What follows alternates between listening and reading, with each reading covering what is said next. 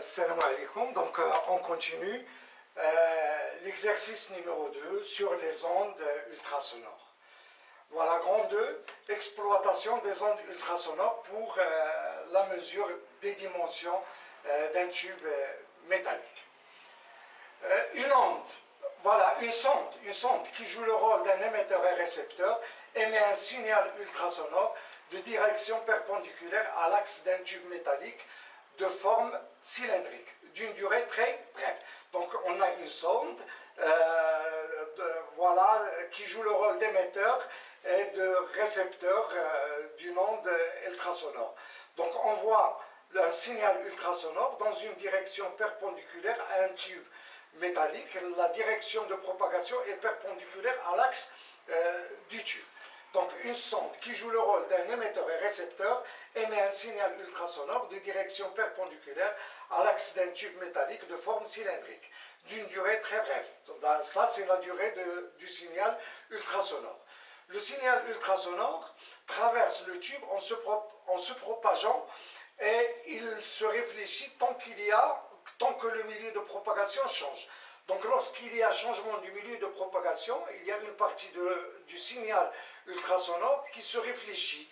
Et lorsqu'il arrive à la sonde le capte et le transforme en un signal électrique. Donc le signal ultrasonore traverse le tube en se propageant et il se réfléchit tant que le milieu de propagation change. Et revient à la sonde où il se transforme en un signal électrique d'une durée très brève. On visualise à l'aide d'un oscilloscope à mémoire. Pourquoi un oscilloscope à mémoire? Parce que le signal électrique est très bref, donc lorsque l'oscilloscope le capte, il doit le mémoriser pour qu'on puisse le voir. Donc voilà, on visualise à l'aide d'un oscilloscope à mémoire les deux signaux émis et reçus par la sonde. L'oscillogramme, voilà, c'est ça l'oscillogramme, obtenu au cours de l'analyse d'un tube métallique permet d'obtenir le graphe de la figure 4. On observe 4 raies, P0, P1, P2 et P3. Donc P0, l'arrêt P0, ce signal P0, c'est l'instant où la sonde émet l'onde ultrasonore. Il émet le signal ultrasonore et en même temps il nous donne ce signal électrique à l'instant t égale à 0. Voilà, le signal ultrasonore se réfléchit lorsqu'il y a changement du milieu. Le premier changement de milieu, c'est de l'air vers le métal. Donc, voilà, il y a réflexion.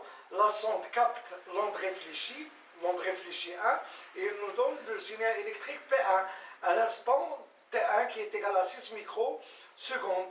Voilà, le signal, une partie du signal continue de se propager, et lorsqu'il arrive dans cette partie, à cet endroit, il y a réflexion, et lorsque l'onde réfléchie 2 est captée par la sonde, il nous donne P2 à l'instant T2 qui est égal à 7 microsecondes.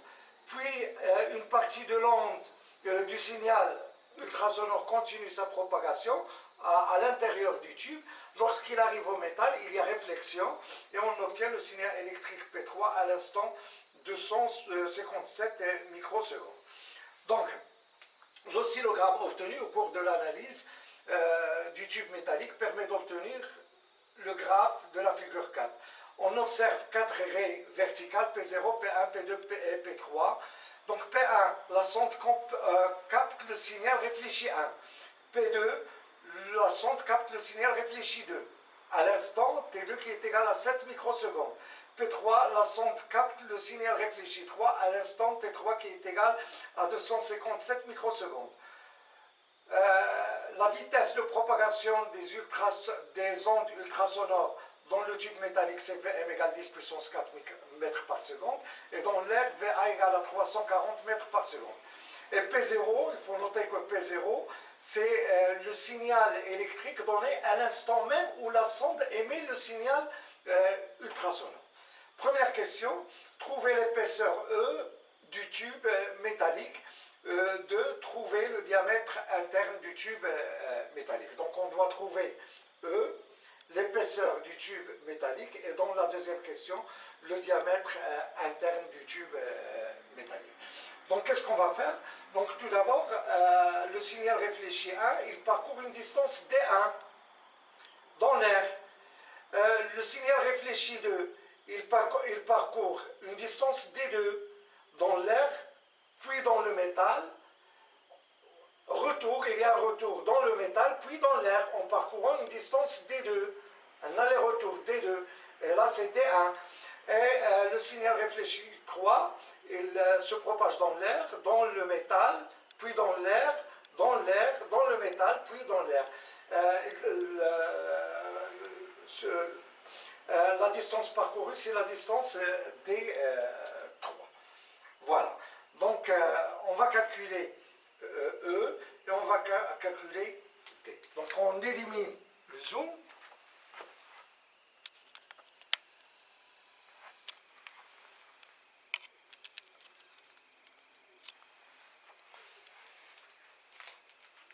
Donc, la première question.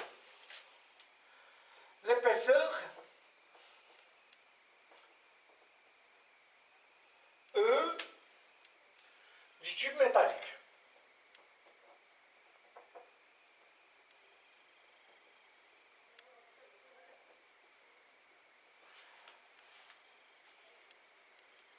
Voilà, donc tout d'abord, la sonde émet le signal ultrasonore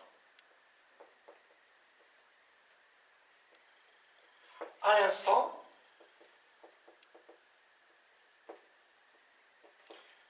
T0 égale à 0. Et en même temps, il nous donne le signal électrique P0.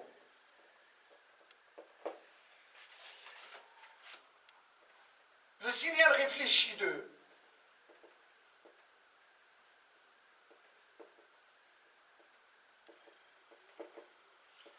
parcourt la distance, réfléchi 1 plutôt, la distance D1 avant d'être capté par la sonde à l'instant T1 qui est égal à 6 microsecondes. Voilà. Voilà à cet instant P1. Donc la sonde nous donne le signal électrique P1. Donc le signal réfléchi 2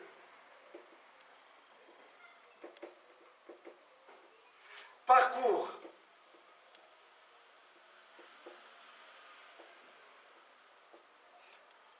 D2 avant d'être capté à l'instant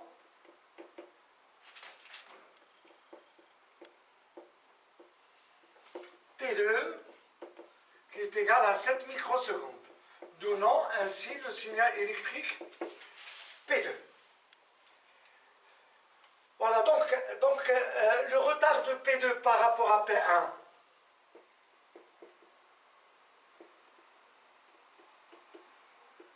par rapport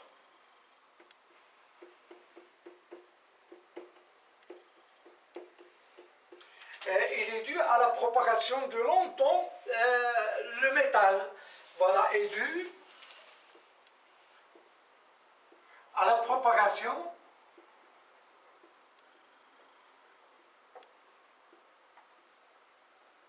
dans le métal.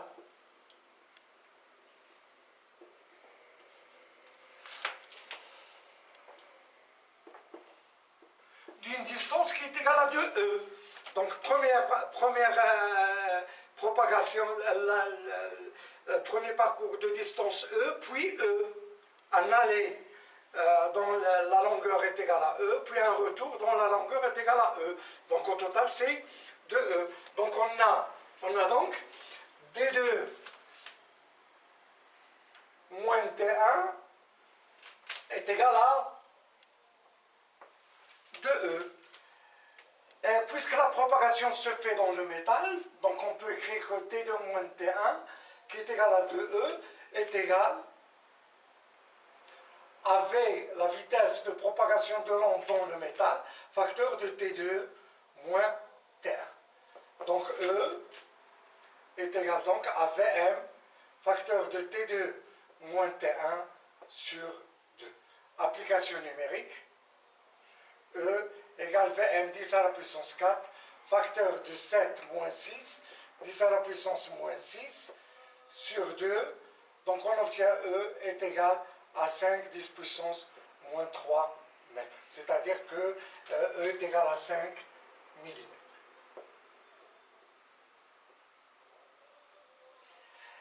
La deuxième question. On nous demande de chercher la distance D. Voilà la distance, le diamètre D, le diamètre interne du tube métallique. Donc on va procéder de la même façon. Donc on a le signal réfléchi 3. Réfléchi 3 parcourt la distance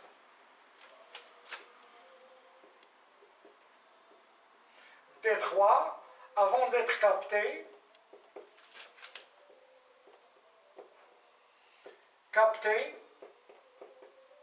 par la sonde, avant d'être capté par la sonde,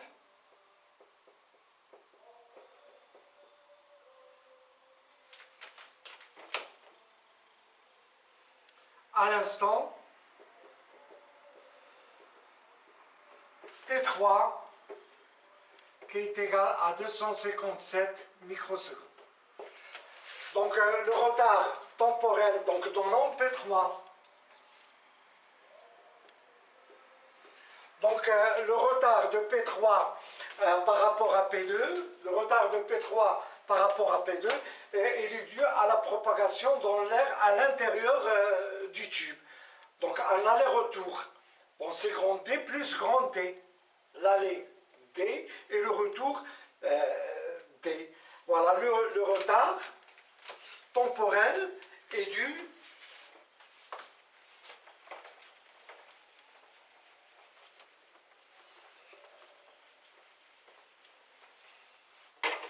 donc le retard temporel de P3 par rapport à P2 est dû à la propagation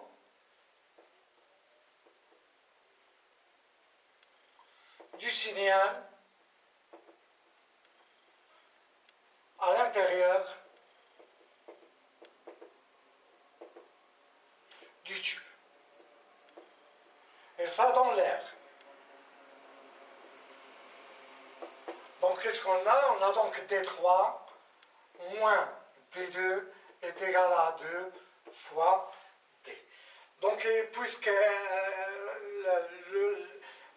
le signal se propage dans l'air, donc D2, voilà, de D est égal à quoi? Est égal à V dans l'air, facteur de T3 moins T2. Donc T3 moins T2, ça c'est, si vous voulez, taux prime, c'est le retard. Taux prime qui est égal à T3 moins T2, c'est le retard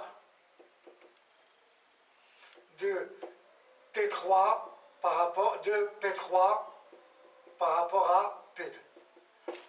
Donc on a T est égal à VA, facteur V dans l'air, facteur de T3 moins T2 sur 2. Donc T est égal à 340 multiplié par T3 257 moins 7 10 puissance moins 6 sur 2. Et tout calcul fait vous donne T égale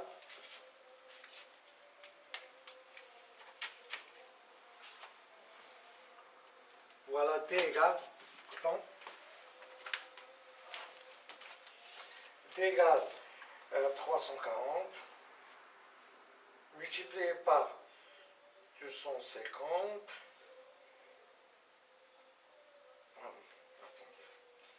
340 multiplié par 150 divisé par 2 égale.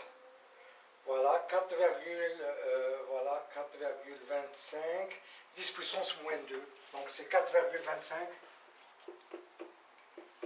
10 puissance moins 2 mètres. Donc T égale 4,25 cm. Voilà. Donc ainsi se termine l'exercice numéro 2. Voilà, on va voir un autre exercice dans la prochaine vidéo. Et à bientôt.